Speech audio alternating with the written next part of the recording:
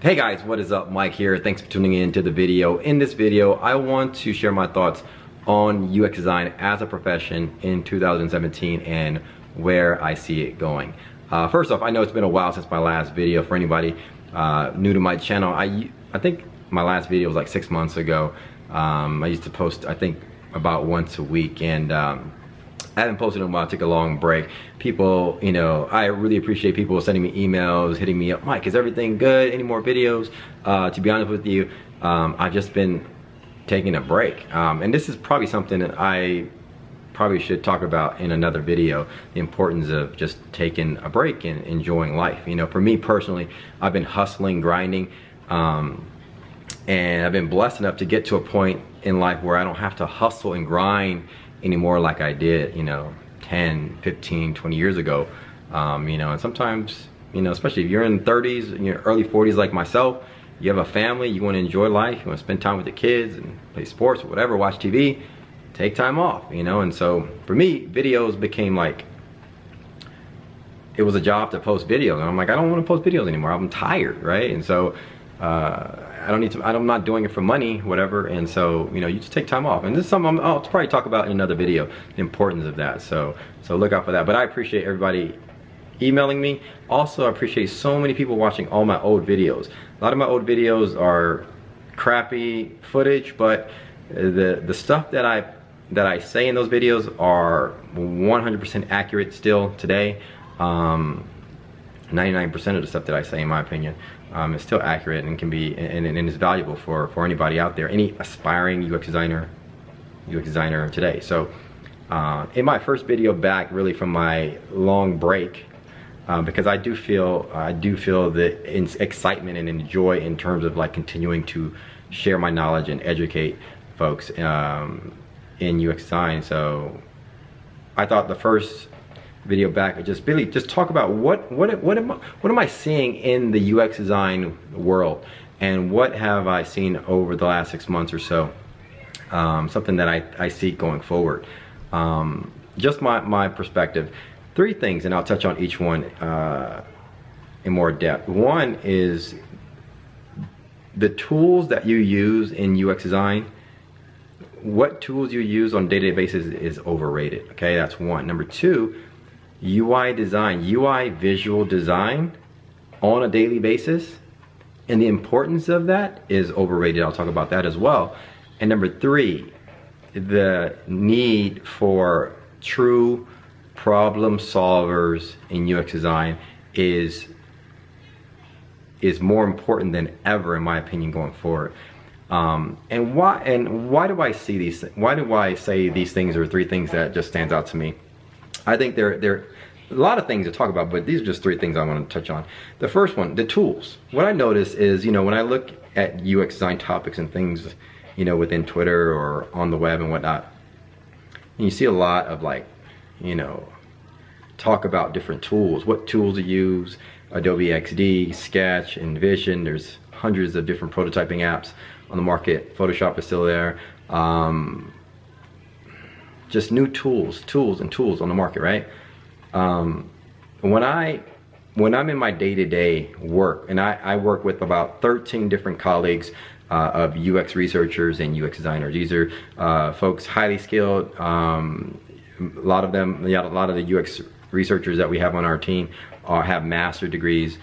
They've worked across the board in many tech companies, Facebook, Yahoo. I don't know if we have any Google, but across the board, we have a lot of folks with really good knowledge. And the tools that we use on a day-to-day basis to present our information, to produce results or whatever it is we're doing, they're just tools. Nobody is concerned about what particular tool you use. I know I work with a UX designer who still uses Photoshop. Another designer uses Axure. I use Sketch and InVision. A lot of us are using Sketch and InVision as well, in majority, but what tool somebody is using on a day-to-day basis to produce the end result is of no importance. So if you're spending your time, majority of your time, trying to worry about a particular tool, my advice is just get there, get on the tool, and move forward. It's not It's not what tool you're using, it's the work, which I'll get to in a second.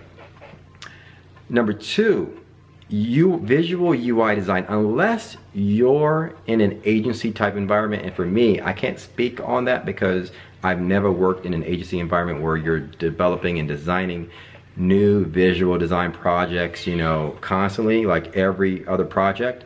You're doing new type of work, and maybe that's your job on a day-to-day basis, visual designer. My job as a UX designer,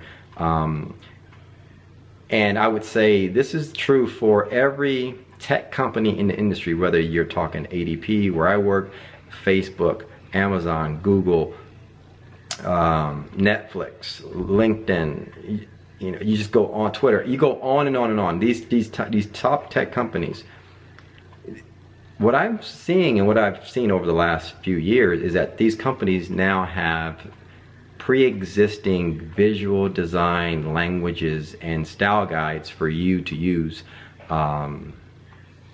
throughout your work. So you're on your what does that mean?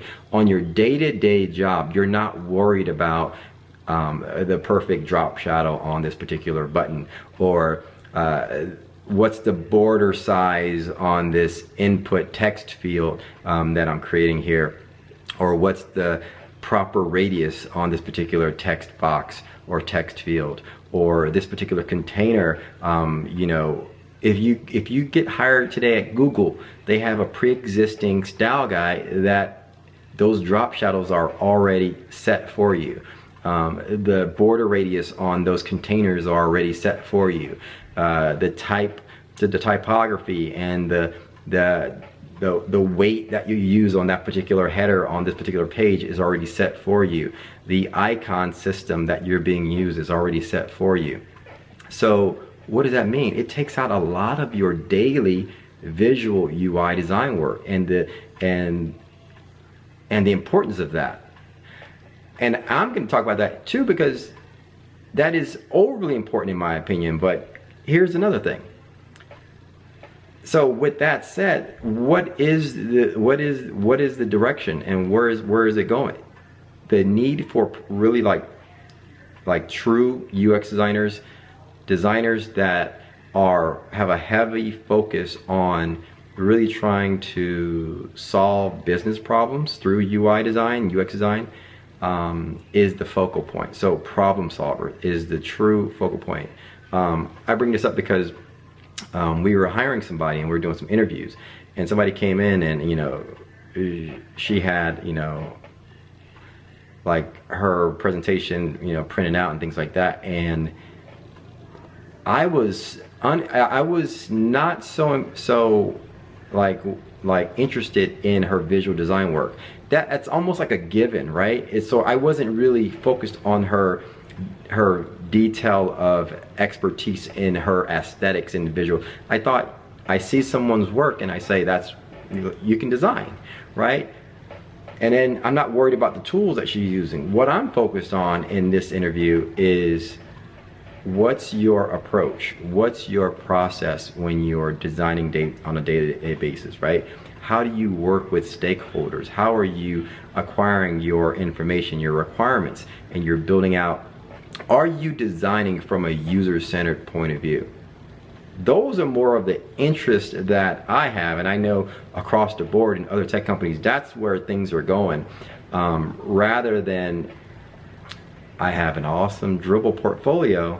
That may be the case in certain agencies, but I know as for tech companies and looking for UX designers, you could just say product designers, right?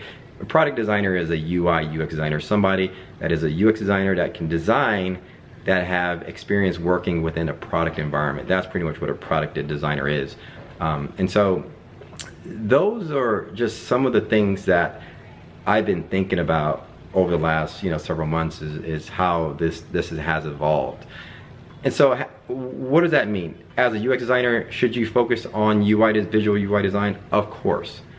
Would I rather hire a UX designer that knows how to design from a user-centered perspective but has good visual UI design skills? Of course. I would rather hire that designer over somebody that doesn't have good visual aesthetics. So the importance of visual UI design is still there. It's just understand that on your day-to-day, that's not your focal point. Your day-to-day is really listening to clients, listening to how they use certain systems and certain products, finding their pain points and what their needs are, and then going back to your lab, your drawing board, concepting up ideas and new ways to use or to create these interfaces and these experiences. And in your process of doing that, the tools that you're using doesn't matter. And the visual design components, most of the time, are pre-built for you. What does matter is what you produce. How does the experience look in the end? Show me that prototype, walk me through this experience, user test this. Does it work for that user? Does it solve their needs? That's sort of like what I've been seeing in UX design over the last several months, year or so, and I think going forward you're going to see more of that. So you're going to see more problem solving, less of value in UI design. UI design is valuable, but it's slowly becoming commoditized, you know, and I've talked about that at some point, and I'll continue to expand on this, but I hope you know what I'm talking about. I hope this was helpful. Hope it gave you something to think about. Take it with a grain of salt. It's just my, you know, perspective and my thought process in UX design in the industry at the moment. So hopefully this was helpful for you. Thanks for watching. I know I'm tired. I just woke up from a nap, so forgive me if I look sleepy. And if you like the things that I talk about, please comment, subscribe, like the video, and look up for more videos. We'll be talking soon, guys. Peace.